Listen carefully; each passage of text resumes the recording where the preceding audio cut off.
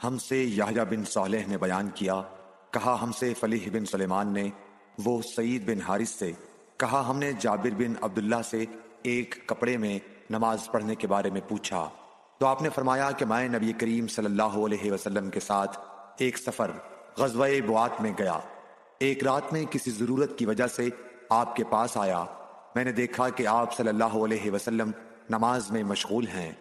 اس وقت میرے بدن پر صرف ایک ہی کپڑا تھا، اس لیے میں نے اسے لپیٹ لیا اور آپ کے بازو میں ہو کر میں بھی نماز میں شریک ہو گیا۔ جب آپ نماز سے فارغ ہوئے تو دریافت فرمایا، جابر اس رات کے وقت کیسے آئے؟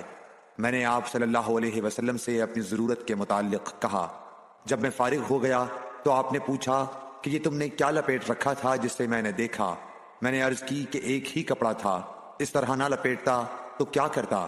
آپ صلی اللہ علیہ وسلم نے فرمایا کہ اگر وہ کشادہ ہو تو اسے اچھی طرح لپیٹ لیا کر، اور اگر تنگ ہو تو اس کو تہبند کے طور پر باندھ لیا کر۔ Like, share and subscribe for more videos.